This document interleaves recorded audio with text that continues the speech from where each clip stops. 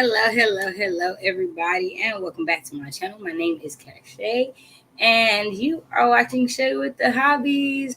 I hope you guys are having a fantastic day or morning so far. I am ready to jump into Long Division and get some reading done. I have already started my morning off getting some of Family Lore read. I am 200 pages in. I think that means I only got like 100 and I think I got like 140, maybe 150 pages left. So get that finished this week as well. Hey, and my lovely co-host just dropped in. Let her introduce herself. Hi, I'm Britt. This on my channel is Britt Writerly. It's a book and author too, where I talk about the intersections of literature and culture. Happy day 3 of Kwanzaa. Ready to read Long Division. Yay! As Britt is saying, it is day 3 of Kwanzaa and Kwanzaa-thon. It is Ujima, which means wait, hold on, am I doing the right one? Ujima, collective working responsibility. Yep. Right. I was like, I'm not tripping, right? It is Ujima, collective working responsibility. And my notebook is not right in front of me. I'm gonna go grab it. I have mine. So the challenge for today is favorite instances of Black people standing up or stepping in for each other. Oh, ooh, yay. Okay. Good, because I definitely was like, I still have to finish shooting my ad this morning. So, oh, you're never. Yeah, I gotta finish shooting my ad this morning. Well, because like the one I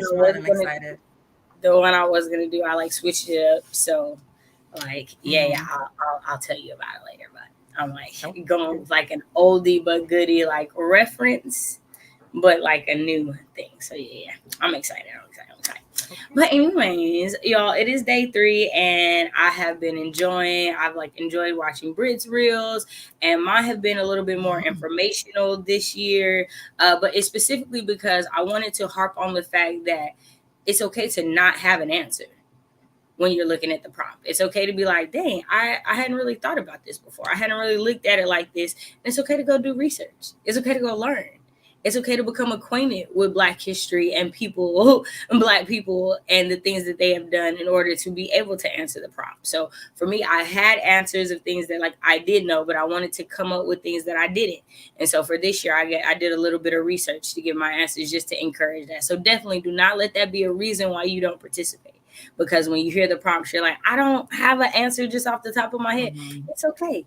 It's totally okay. I know for me, some of the things I looked up were like Black protester movements in my home state. You'd be surprised what you could find out and learn in the place you grew up in. And that's why a lot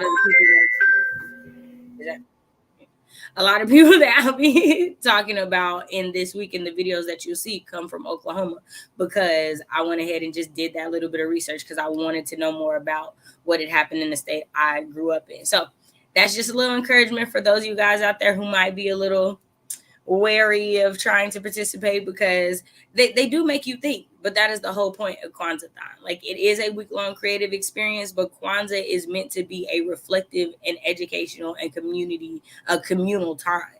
And in these times, go ahead and learn something, y'all. Just a little reminder. But on that, we're going to get in the Long Division. I just want to know what you think of it so far. How are you feeling about it? I'm not going to hold you. I need these sprints. Okay. I need these sprints. That's fair. I need you to get to the end of the contest. Like, I need you to get to the end of the contest. Okay. So all right. It's tonight. So, I know that the breath with the dude with halitosis, his daddy is taking him. So, okay. Okay, good. He said your halitosis daddy. I was like, here's the thing. Kids can roast. Absolutely. Kids can roast. And they do not care about nobody's feelings at all. Like, it's the lack of care that gives them their real grit. They're like, if I cared about the form, I couldn't say what I'm about to say. But I don't care. So they're not thinking about nobody's mental health. They're not thinking about what that person is gonna feel later on. Like, they trying to get that jab in the moment, and they're gonna go for the jugular. Like, whew, man. Man. Okay, let's get to I see we got a comment. Let's get to comment. We get it. Good morning. Our general manager. Of course. Of course, it's the lovely, amazing Pat. Of course it is. Okay, so hold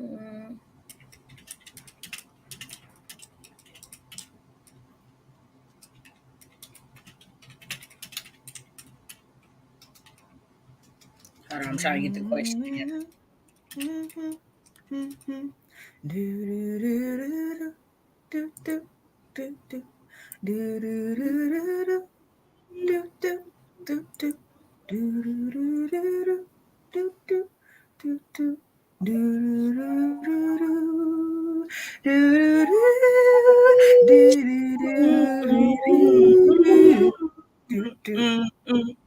There we go.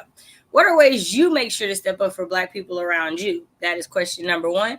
We have 30 minutes on the clock. And we got a new little music. It was a little happier. I used it yesterday. It was a little happier. I like this. So we're going to go with it again. In 3, 2, 1. Y'all turn in pages or press play.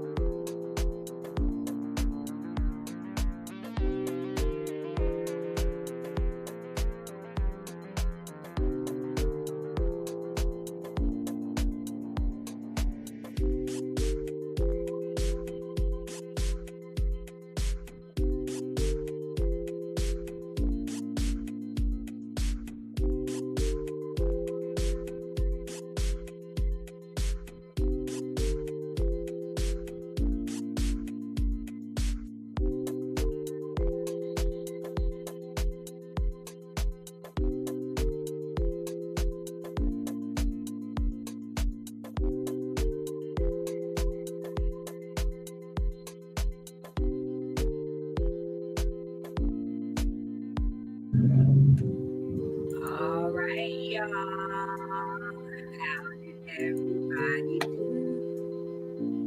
Let me know in the comments, and don't forget to answer the question too. Excuse me. I found the book. I just am just having a hard time keeping up with this book apparently, and so I figured out the book. So the way the book is it switches. So whenever City is reading long division, you flip and you read long division. So Say it again. So whenever City is reading long division, you flip and read long division. So the way that it is, the other side and upside down is the book long division that City is reading, and the normal way is the long division starting with The City. novel. Yeah, starting with City. Yeah. So, interesting. Because I was like, why? What? Wait, this doesn't. So then I went back and I was like, oh, this is all set in the pack. Got you. Okay, I figured it out. Because I've been listening to the audiobook. So the book I did the audiobook does it how it was published in the first place. Because I don't think the first publishing is like this. Because this is the reprint that happened a couple of years ago. Because it originally did come out in 2013. Yeah, it originally did come out in 2013. So, did you finish the contest? No. Okay, I know. I'm listening to it, but I did it. I'm just not there yet. But he now has possession of long division. Okay. And I'm wondering what happened to this principal's husband, who's just one day didn't come home from work. I'm like, you over there time tripping, sir? Is that why she's reading this book and she's not done with it yet? I'm thinking. Also, what happened? I'm gonna make an Instagram post of my favorite quotes of long division. I highlight because it's hilarious. The stuff that I'm making the thing. So my first quote is, "Only those who can read, write, and love can move back or forward through time." I said, wait a minute. This test is getting kind of sort of deep a little bit. What's going on? Yeah, no, the test, the questions on the test are deep. I said, what are we doing here? What happened? And it's written differently in the book. So like when you see it in the book, they made a note to like show it to you in a different style than the rest of the text. Yeah, so it's formatted differently for you to pay attention to it. And I love it. Like loving someone and loving how someone makes you feel are the same thing. True. I said, wait a minute. Right. What kind of test are giving these high schoolers these days? It's not right. If you haven't read or written or listened to something at least 3 times, you have never really read, written, or listened. Listen, I said that's not something Toni Morrison would say. I'm not gonna hold you. Man. It's not like something she would get tattooed. Man, and there's quotes all through the book. So I was like, okay. Only a fool would not travel through time and change their past if they could. And I was just like, this specific test right before, like she wanted you to ask for that book. Because the book wasn't in front of her. The book was all to the side for you to look at and see. Yeah, I think she was also testing like how dedicated he was. Because I think if he'd asked for it one time and she had said no, she would have left. But the fact that he was continually drawn to it, and she was like, okay, this is a genuine interest. Here you go. Yeah. I was getting her to say no, but she said yes. I was like, oh, okay. We're allowing this. Right. Okay. Jay, do I see a name change on the writing? Oh, I love a pun. I love it. Good morning. I hope you are having a fantastic day. I also love the Abbey. It's so pretty. Sherry Juanita says, good morning, hope all is well. I'm assuming by step up you mean amplify. I make sure to support cause to amplify Black voices as well as use my money to support Black businesses. Yeah, so the prompt is step up or stand up. So either one of those, I put step up in the question. And it's however you see that. I didn't want to put a thing on it. That's why when we did take up space, is however you did take up space. Like mine was literally take up space. I talked about a sit-in. So, so it depends on how you see it. Miss your face as well. I hope you're doing well. We need to talk because I was gonna see if you wanted to do some more sprints in the new year. Let me know. Let me know. All right. Well, let's get into it because I need you to get through this get through this contest. Okay. So if it's the 13, so we do the 14, and if it's the 30, it'd be 44. Can I do it? Can I do it? Hey, can I do it? Anyway, I was like, why is it not giving me numbers? I had none mark on. That will be why. Dave said, I sure do! Exclamation point. All right. Okay. Do I have a second one? Oh, this is from yesterday for anybody who's new and didn't see the question. All things considered, if you've been on a cruise, tell your girl the deets because I'm trying to get on one to get away from Oklahoma for a little bit because sick of the state. All right, y'all. And 3, 2. Oh, did we answer the question? We didn't answer the question, huh? No, but that's okay. We can come back. We'll answer when we come back. All right, y'all. In 3, 2, 1. Y'all turn in pages or press play.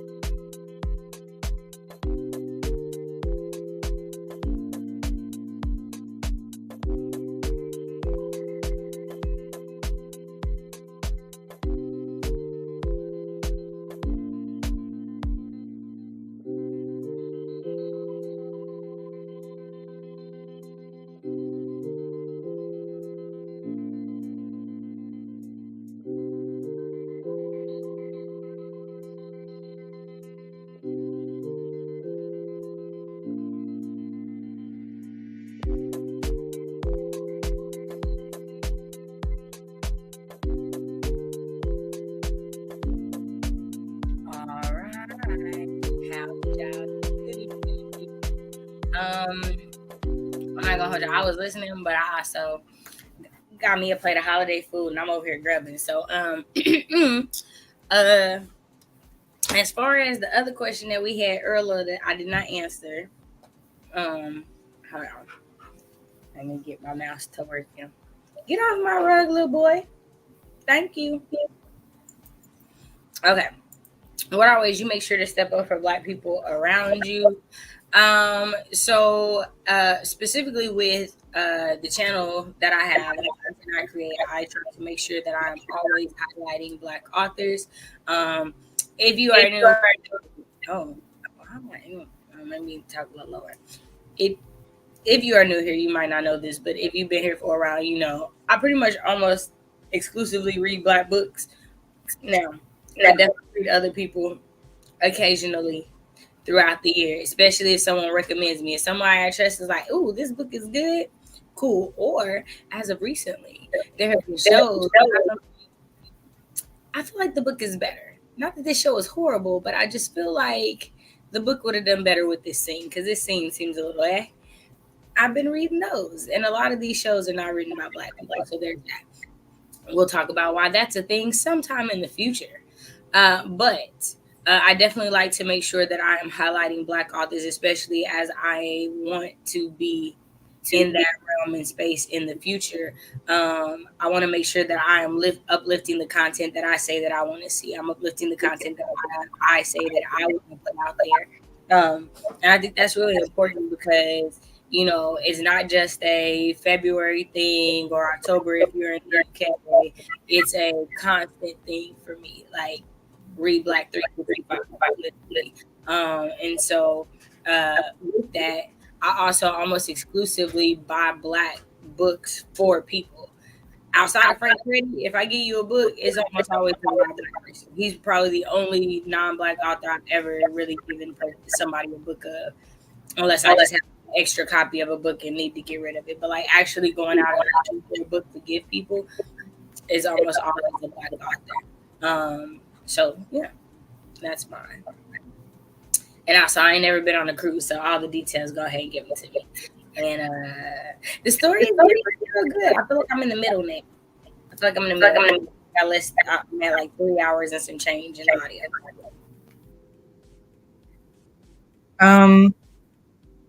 Yeah, we all knew that you were going to far outstrip me in beating and like getting through this book. So I'm not even gonna. Ooh, laptop running low. Well, and I also had an extra day through you because you weren't here yesterday, and I was listening yesterday. So you know what I mean? Like, I had an extra day of listening to it. But yeah, so they're at the contest. I'm literally like, when the heck are they going to do this? Dang, Shay is waiting on me. What y'all doing? But they're there. So here we go. And he has started reading Black Long Division. Sorry, I'm trying to post my content on Reel, and I'm not good at multitasking, so let me pause that for a second. They're at the Long Division thing. I don't understand. Now that I know it's 1985, I'm like, okay, necessary context. Because why? The whole thing with the paddle brushes, now nobody cares. Like, now kids can walk around school half dressed, forget you having a comb or a brush in your hand or in your purse. So I was like, what is this? Now that they're in 1985, changes everything. So I'm like, okay, cool. So yeah, I am ready. You didn't get to the part about like somebody getting beat with a wave brush, and that's why I did. Oh, okay. Oh, okay. Oh, like that's why it's specifically just his school. Like it's not everywhere. It's his school because somebody got beat with a wave. No, but now it's the woman talking about we don't allow props, and I'm like, a brush is not a prop. It's a maintenance resource. But also she's white, so I'm just like, right. I mean, what's with this attack on these brushes? Can the brushes breathe? The question on the floor is, can the brushes breathe? Jury says no. I'm going to call for a mistrial. I'm gonna say the brush is innocent. So he's the Lavender, whatever, is like, you're really embarrassing the total crap out of me. Now, I don't think I like Lavender. I'm gonna keep it 100 with you. I don't think I like him. Now, might I like him later on? Sure. Do I think he's amusing? Very mildly. Very mildly. The fact that he keeps calling this boy a fat white homosexual, it confused me because I was like, is he white? I think his boy is black. He says, I'm neither white nor fat nor homosexual, but that does not matter. I was like, wait a minute. Neither here nor there. I'm just like, Lavender, you're sowing seeds of confusion, sir. So I don't really think I like him at this juncture, but that's open to redemption because I also am aware that I don't know what's going on in this book really. Like, I know the surface of what's going on, but you don't call a book Long Division and then come up here talking about 1 + 1 is 2. So since I'm still in the 1 + 1 is 2, I'm like, all right, I don't know everything yet. So, just pressing on. So just for clarification purposes, because I think you might have missed this. The main story is set in 2013. So the story where with the brush and everything, that's 2013. The book he's reading is set in 1985. Oh. Yeah. That's why I was like clarifying. Oh. The audiobook might be a very confusing way to read this book then. Because he did say calculating. Okay. Because he made some comment like, this book, Long Division, is really weird. There's a kid named City and da-da-da-da-da. And I was like, at what point was he reading the book? I want to read the book, tell us what's in the book. But it's the 1985 where Shalaya is like, would you change time with me? And if it was in 2013. Okay.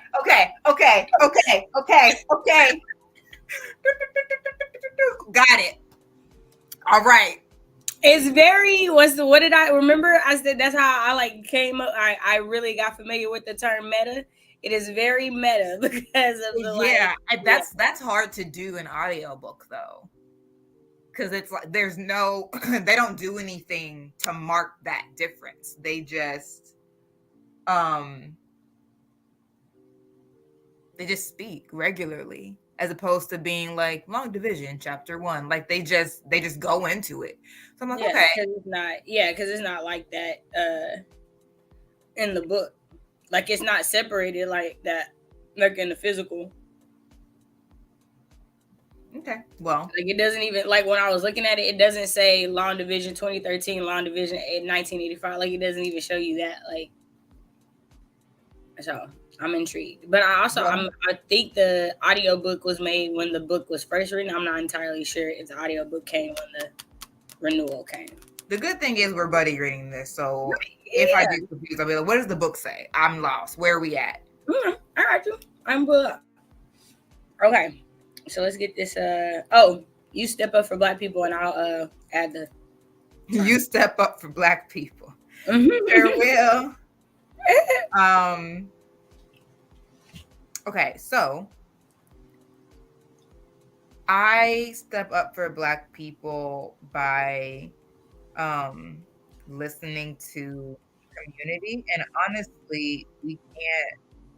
Especially now, we can't really afford to minimize how difficult it is to listen to community because the truth is we're oversaturated with information. And I know there was a time when we talked about Zoom fatigue, but listening fatigue, information fatigue is also a thing. And when you think you've heard everything, it can be really hard to listen to what someone else is saying, especially about a topic that you've heard so much about.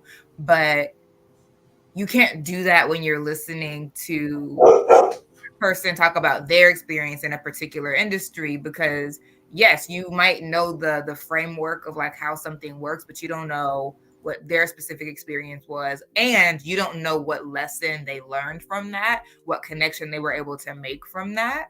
And so supporting Black artists, it looks like action, but first it looks like active listening and not doing this thing that I'm seeing more and more, which is really disturbing, of people acting like living, breathing AIs where they try to auto-compete with someone is saying while they're still talking.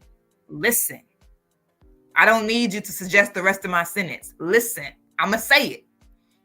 So I think support looks like active listening and then intentional peer-reviewed action. You don't need to be doing something that you have not told any of your circle about. It's unnecessary. We don't need this kind of surprises. Someone else needs to know what you're doing and been like, yes, that makes sense and sounds effective. If no one knows about it but you, I'm not saying it's going to be a total crap show. I'm just saying the chances of it not landing or not being as effective increase. That's it. Sounds like a good message to me. So on that one, we got question number 3. What do you feel is your responsibility to your community? And I thought we were gonna be at the 5, so let me adjust this. Sorry. 26, huh? Sorry. No, you're totally fine. It was like a few seconds, honestly, because it was after 25 when I started pulling stuff up. All right, and I think this will be our last one because it'll be almost to the 2-hour mark when we get done. So, all right, and Ty came in here. Hey, Ty, thank you so much for joining us. Hey, Stephanie, it's so good to see you. Hey, Lolies, just coming on the show. Some love. We appreciate you. Thank you so much for coming through, y'all. So, in 3, 2, 1, y'all turn in pages or press play.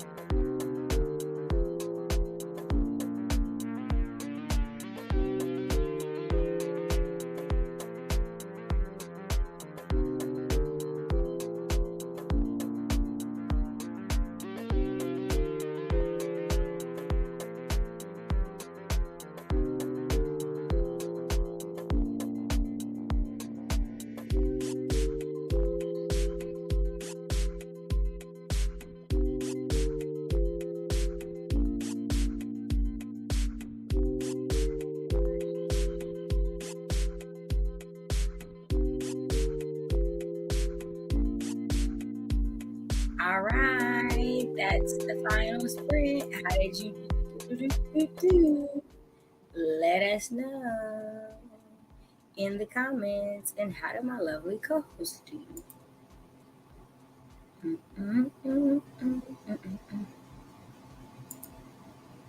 Maybe she'll be back. So I'm in this part of the story where Shay has just come over to City's grandma's house. It says I have less than 3 hours left in the book, so yay! I'm excited. I reading this book, I really remind myself just how much I don't read stories that have the male perspective. Like there's such a wave of young Black women in YA right now that we don't really get as many stories with Black boys as protagonists. And so just reading this story, things that I'm like, why would you even say that? I'm like, you're a girl. Of course you wouldn't say that. Of course you wouldn't think that. You're not a girl with these body parts, with these feelings, with these hormones. We move and we think differently. And just reading and listening to the story is just reminding me just how much little Black boys still need representation like little Black girls do. Not that it's something that I like forget, but it's just another reminder of just like, I can look over on my shelf and I have nothing but Black girl YA books, pretty much. Like there's like a few adult books in that Black girls on the cover section, but they're mostly YA. I can think of like 4 YA books with Black boys on the cover, and majority of them are written by women who are not Black boys and don't live as Black boys and have never been Black boys. You know, we get Dear Martin and Dear Justice, and we get all these. You know, we got I want to say, isn't Concrete Rose like the dad character? Yeah, we're getting so many of these books. The necromancy book that you like that I couldn't finish, School Shooter. Yeah, that's one. Right. So that's what I said. The majority are still written by women, was only my point. Not that we don't have Black men writing them, but they're not as much. That's another reason why I'm so excited for Blood at the Root. Mm-hmm. Right. There's we need more men telling these stories, right? Yeah. Like, we do. We need Black men talking about their experiences as Black boys through fiction for Black boys. Right. We can write about what we assume it is and what we think, and we can research and everything like that. But there's that connection. And this reading of this story just reminds me of that. Like, I could have never told this story in this way because there are things that I wouldn't think to put these in there or think like these. But I've definitely read this with males or discussed this with my brother and things like that. And he's like, no, I mean, to keep it real with you, sis, this is kind of like what it is like being a boy. Like, you do jump from these thoughts in your like early teenage adolescent years of this, and you think all these things and whatnot. So that's just me like getting through the story and just being like, I remember one of the reasons I really appreciated this book was the perspective shift that it gave me. So how are you liking it? I don't know that I'm at the end of the contest yet, but I am almost there. Mm-hmm. And they played them. Right? And honestly, first of all, I had extreme secondhand embarrassment from protagonist's reaction to niggardly, such that I had to keep moving around my kitchen. I couldn't stay in one place. I couldn't let it catch me. I was like, no, not please, no, ask for the definition. Yet and still, the wordplay of that and the etymology of that, it still is what he thought. Never came the up. Definition is not what he thought. It should have never was still what it was. It's right. It should have never came up to that student at that place. It should have never been that. So it was definitely a move. Right. So like, I wish you would have asked for the definition. However, it still was what they thought, what he thought it was, and it was still trash. So I just hated hearing him go off like that, because I'm like, you could be reading them on the lane just right of what you're saying through the edit. Like, your sentence could be the true etymology of that word, blah, blah, blah. You could use niggardly to read them, truly. Right. And I wish, but you know, I didn't know what that word meant for it. I've never even heard that word in high school. So, yeah, never heard the word as a 9th grader ever. Right. So it's just like, man, y'all really come up here to play these little black boys. Well, they're And not. I still would have felt the way, because even if we went to the etymology in the course of the thing, like it would have been like, now if we think about when this word came into lexicon and when it was used, like again. So whether you try to be like, I'm being ignorant or not, the truth of the matter is it's not all ignorance that this word came into fruition. So again, what he thinks is right, but not in the way that he thinks that it is right, because he's still young and a child and doesn't know. So because you can't just begin with where the word started. You have to trace its uses also. So them going back to it's in the old no sir, no, come down the line to that word. How did that get from there to here? Right. And what was it used to describe in the ways that it was used to describe originally? Okay. Exactly. So I heard that and I was like, no, they didn't. Mm-hmm. So have you gotten to Lavender's word yet? Chitterlings? I said. After he just went after City and he was like, they handed you here. They gave it to you and then they did it to him. I was like,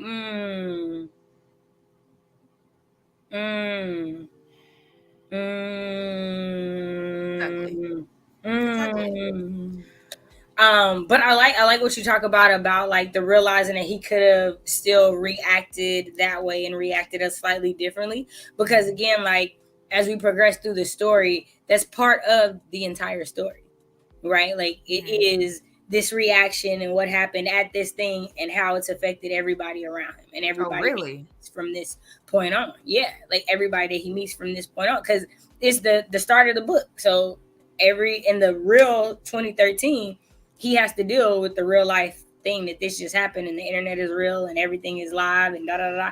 So it's going through that, and I'm just like, I love the use of technology and time in this storytelling. And I was thinking about how we talked about before the like repetitiveness of all things considered in the story and whatnot. But I was thinking about how in storytelling, especially Black storytelling, there is a function of repetitiveness that happens in storytelling. It was just, I love the ways that Kiese does that in the thing. It is very much rich in Black storytelling. Yeah. And part of that is because of the orality of Black storytelling. Like if I'm telling you this, I can't just say it at the beginning. You'll forget by then. I'm saying a whole, like it helps the cognitive load if you don't have to be responsible for that one thing I said one time at the very beginning. But if I keep repeating it, you don't have to hold everything in your mind at once. I'm just going to keep putting it back out there. So yeah, that all things considered, it does make sense. Right. When we're talking about Black storytelling and Black time, right? Because that also is how Black time works, how time in general works, but Black time is something different, especially because trauma ruptures time. And then it makes, when things repeat, it's fractured. There are like echoes, but the echoes are not sounding clear because of the rupture that's taking place. So they're more like dissonant echoes that sound a little off or look a little off, but definitely are familiar and have happened before. Like definitely, I think the structure of the story is doing Black orality and Black time. Oh no, for sure.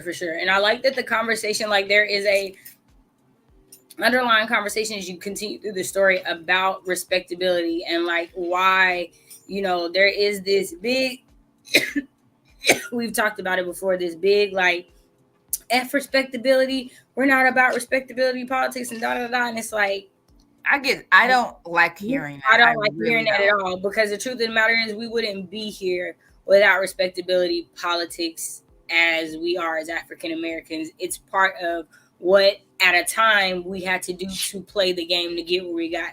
The truth of the matter is we would have never had a Black president without respectability politics, because if he didn't sound and move how they needed him to sound and move, he would have never got to that position for us to even have him as that icon, for us to know Michelle Obama and the lovely daughters that they have.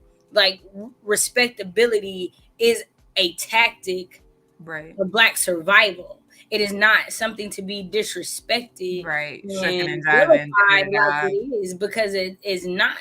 Like there are multiple ways that Black people enact respectability while still being very straight to that pro-black and standing for what it is that they're standing in. There are just multiple ways to maneuver, and I love the conversation that this story has, and how going through this situation, it helps someone of 2013, that being their 9th grade year, understand it a lot more from people who grew up in 1985 and whatnot. You know what I mean?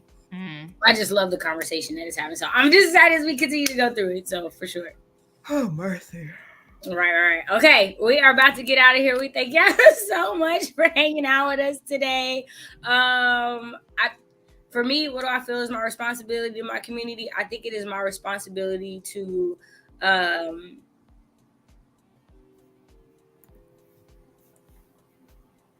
walk in my purpose. Honestly, I feel like you cannot, or not you, I don't want to put this on anybody else. I feel like that I cannot serve my community effectively if I am not in my right space. And it is my responsibility to keep myself in my right space so that I can help in my community, whichever ways that it comes into my life to be able to do. I think it's my responsibility to make sure that I am able to be a mentor to people who are around me, but I'm also able to take in advice and take in wisdom. I think it is my responsibility to be able to listen to elders, as well as to understand my place as I get older and to become an elder, that I need to be taking in information in order to pass it on to people under me. I think there's a lot of responsibility in community that goes on with getting yourself right so that you can help those that come after you. I feel like a lot of people don't get their lives together, and so their impact on the community is disproportionate, because you could be doing good things, but you're not cleaning your house up, and these things that happen in your house can disproportionately affect the community, vis-a-vis everything that we're seeing with our Black celebrities who have done a lot for the community financially, or have done a lot for the history of things that we have, but because they didn't get their house in order, they didn't get themselves in order, they don't have their lives in order, the things that they are doing in their private lives are overshadowing the things that they have done for the community. Not to say they shouldn't, because I mean, hey, you lived that life, you did what you did, but at the same time, I don't want to be a representation of that. I don't want to be that. And so in everything that I do, I'm like, no, how can I make sure that I'm working on it? It's not at all to say that I'm going to be perfect. It's not at all to say that I'm not going to make mistakes, but it is my job and my responsibility to learn from my mistakes, so that when there are other Black people in our community that are coming up, I can, hey, we got 2 ways to learn things, people. Going through it and watching somebody else go through it. I went through it. Let me help you. So that's what I feel is my responsibility to my community. And that's my outro.